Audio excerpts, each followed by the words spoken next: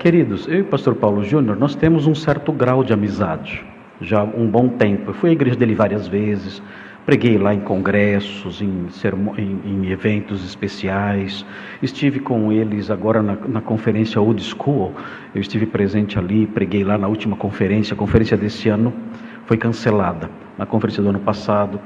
Então é um irmão querido, e o que deve ser levado em conta, que o Paulo Júnior não disse e que as pessoas talvez não saibam, não sei, mas é que o pastor Paulo Júnior, ele está doente.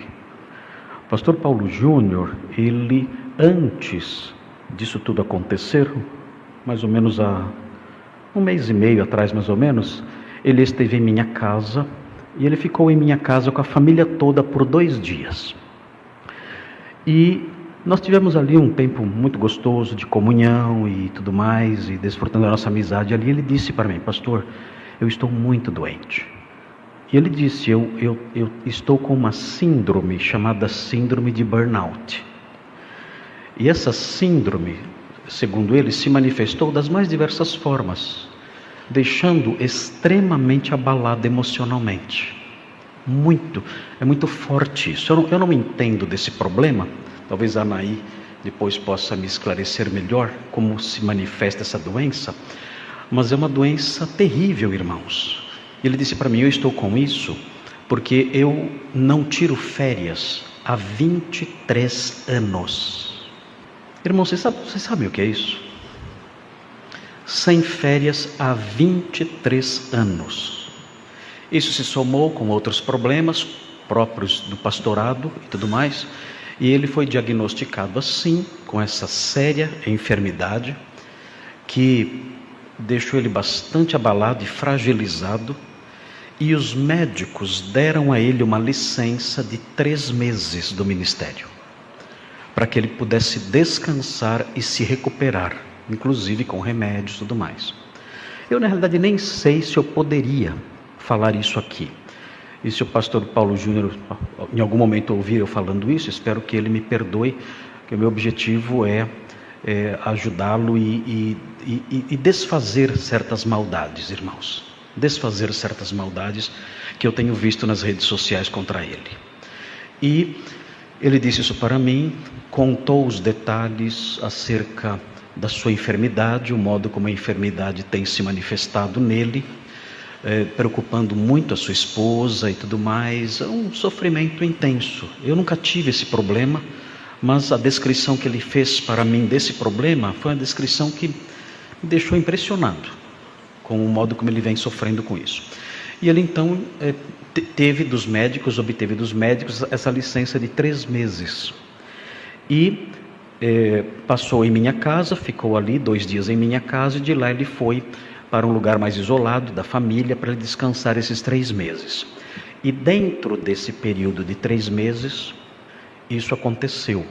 Ele pediu o afastamento do ministério pastoral, dizendo que não estava qualificado para isso. Irmãos, eu discordo disso. Eu não creio que o pastor Paulo Júnior esteja desqualificado para o ministério por causa do que ele fez. Não creio. A desqualificação para o ministério, a meu ver, existiria se ele se mantivesse obstinado nisso. Porque nesse caso, ele não poderia ser considerado irrepreensível. Mas quando um pastor é chamado, exortado, admoestado, reconhece seu erro, entra numa fase de contrição, de tristeza pelo seu pecado, e se arrepende disso, essa é a maior prova da sua qualificação. É esse o homem irrepreensível.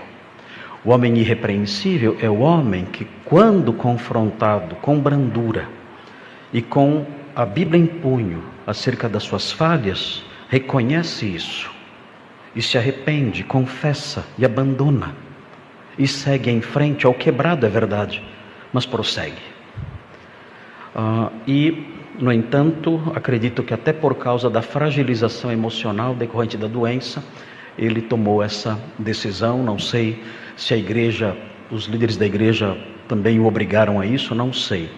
Eu acredito, a minha visão, não falei mais com ele depois que ele esteve em casa, mas a minha visão é que ele poderia talvez pedir um período de descanso maior, ou aproveitar esse período que os médicos deram de 3 meses para rever tudo isso e se comprometer a uma mudança, caso a sua severidade seja realmente uma severidade muito grande. Eu não conheço o dia a dia dele na igreja, não sei,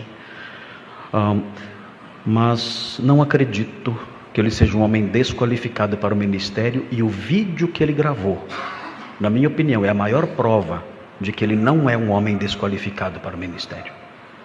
Se houvesse obstinação, eu sou assim, é meu jeito, quem gosta, tudo bem, quem não gosta, azar seu, eu vou continuar desse jeito, aí é diferente. Aí é diferente. Você está desqualificado para o ministério.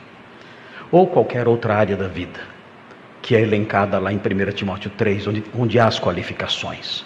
As qualificações estão lá, para o episcopado. Então, se a pessoa quebra um daqueles fatores, suponhamos que eu deixe de governar bem a minha própria casa. Vamos supor que isso aconteça. Eu deixo de governar bem a minha própria casa, e os líderes da igreja me procurem e me exortem, e eu me arrependa do que estou fazendo e mude. Eu sigo em frente no ministério, entristecido, humilhado, mas com a vida de acordo com aquilo que a palavra de Deus ensina. Agora, se eu disser, a casa é minha, a família é minha, eu governo como eu bem entendo, aí é diferente, aí estou desqualificado. Então não vejo o pastor Paulo Júnior como alguém desqualificado. Acredito que tudo isso aconteceu especialmente em virtude da fragilidade em que ele está passando por causa dessa enfermidade grave, e lamento muito por tudo que aconteceu. Não tive a oportunidade de falar com ele ainda. Há pessoas maldosas, irmãos. Eu tenho visto na internet gente dizendo, tem mais coisa aí. Gente mentirosa, gente perversa. Pessoas que olham para a confissão dele e levantam suspeitas e calúnias sem perceber que o seu pecado ao fazer isso é infinitamente mais sério do que o pecado que ele confessou. Levantar calúnias infundadas contra um servo de Deus, contra qualquer pessoa, mas em especial contra um homem fragilizado como ele está agora.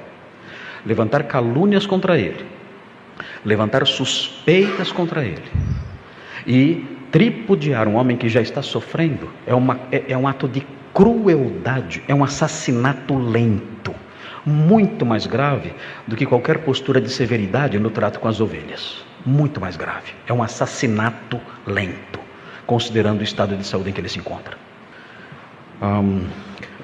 Outro fator importante que quero destacar aqui, a severidade do pastor Paulo Júnior, que ele confessou naquele vídeo, é no seu trato com os irmãos, e eu não me lembro agora, talvez com a família, não sei.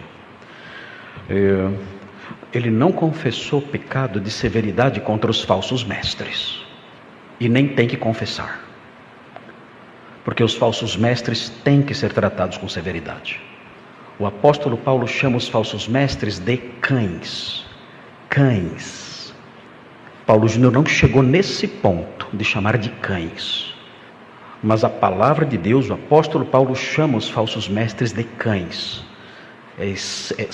São textos extremamente severos contra os falsos mestres. E o Paulo Júnior não pediu perdão por isso e nem deve pedir. E eu, inclusive, me comprometo a continuar o que ele começou, com pauladas maiores, porque não há que se arrepender do que ele fez no que diz respeito à denúncia das mentiras, a perversão do evangelho, o cuspir na cruz, o distorcer a verdade. Não há como se dirigir a essas pessoas e denunciar os seus erros com passar a mão em cima da cabeça dessas pessoas. Não há como fazer isso, e nem devemos fazer isso. Ele não pediu perdão por isso, e nem deve pedir perdão por isso.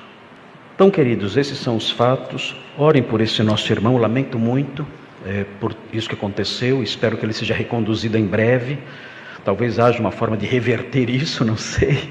Eu gostaria que isso fosse revertido. Eu acho que ele é um homem que tem um dom especial de comunicação, tem o coração ardente, e temos falta disso hoje em dia, homens cujo coração arda.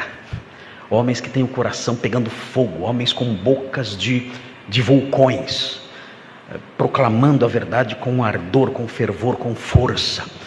Isso faz falta nos dias de hoje, em que os pregadores são apenas papais noéis bonzinhos acariciando todo mundo. Quando nós precisamos, na atual situação, na atual geração, precisamos de homens com força, com vigor. E por favor, orem por ele. Nosso irmão é um homem de Deus que está fragilizado.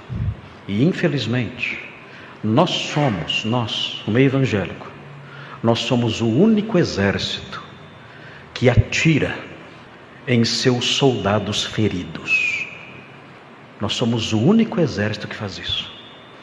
Vemos um soldado corajoso, forte, ferido, e nós vamos lá e disparamos contra ele. É isso que fazemos, e é isso que está acontecendo nas redes sociais. Então, queridos, da nossa parte isso não vai acontecer. Eu não falei com o pastor Paulo ainda, eu tenho medo não encontrei palavras ainda para conversar com ele.